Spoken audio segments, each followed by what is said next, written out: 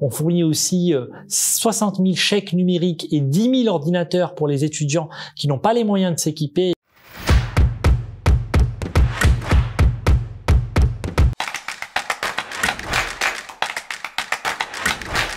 Je m'appelle Othman Nasrou, j'ai 33 ans, je suis le premier vice-président de la région Île-de-France aux côtés de Valérie Pécresse.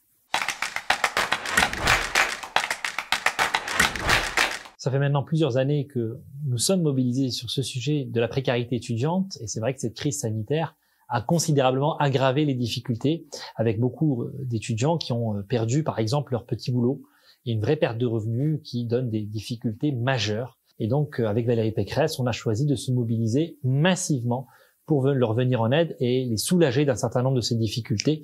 Parce que ce sujet de la précarité étudiante, dans le contexte de la crise sanitaire, est devenu beaucoup trop grave et on a décidé donc de mettre le paquet.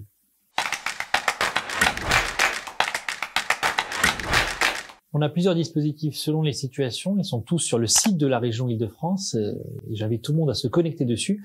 Pour les étudiants qui sont par exemple en situation de détresse psychologique, qui ont un sentiment de mal-être ou qui sont en isolement, il y a la plateforme Écoute étudiants Île-de-France qui met à leur disposition 150 psychologues avec au total 40 000 consultations gratuites.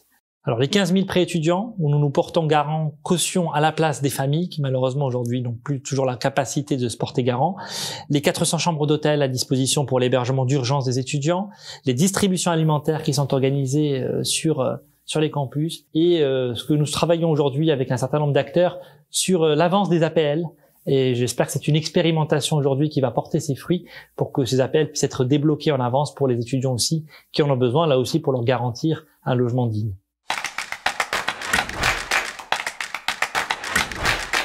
Alors le sujet de la santé des étudiants n'est pas une compétence de la région en tant que telle. Néanmoins, on a travaillé depuis plusieurs années effectivement avec un certain nombre de mutuelles pour avoir une couverture complémentaire qui soit très accessible au plus grand nombre. Et la région a participé au financement notamment d'un dispositif de mutuelle étudiante ces dernières années. Donc ce sont des choses qui sont disponibles.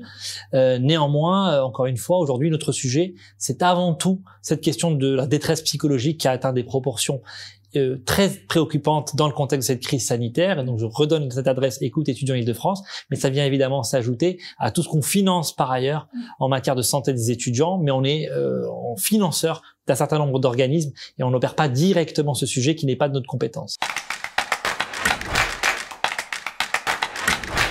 On a organisé déjà une quinzaine d'opérations avec une association qui s'appelle Linky. Et là, les bons interlocuteurs, ce sont les universités en direct. Il faut faire la demande. Quand on est en difficulté, il ne faut pas hésiter à se manifester.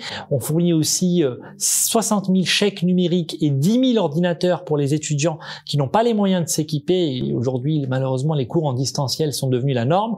Ne pas hésiter à se manifester auprès des universités sur le terrain ou directement sur le site de la région, s'agissant d'un certain nombre de dispositifs. Il y a des choses qui sont en direct sur le site de la région, île-de-france.fr, et il y a des choses qui relèvent directement des universités qu'on finance derrière sur les opérations qui sont menées. Sur le sujet psychologique, on a surtout des retours de terrain très préoccupants, des associations étudiantes, même de personnel de santé qui nous font remonter beaucoup de cas de détresse psychologique et malheureusement aussi parfois une augmentation des tentatives de suicide. Et donc tout ce qui va lutter contre cet isolement et ce mal-être est absolument essentiel. Cette plateforme Écoute étudiants Île-de-France, malheureusement, a déjà rencontré au moment où je vous parle un grand succès. C'est malheureux, mais ça prouve qu'il y avait un besoin. On a eu près de 9000 demandes de rendez-vous sur cette plateforme d'ores et déjà aujourd'hui. Et donc ça montre bien qu'aujourd'hui, il y a un sujet sur lequel nous avons malheureusement eu raison de nous mobiliser aux côtés de tous les étudiants qui sont en grande souffrance. Vous avez des associations qui sont présentes sur chaque campus et qui sont toujours nos interlocuteurs directs.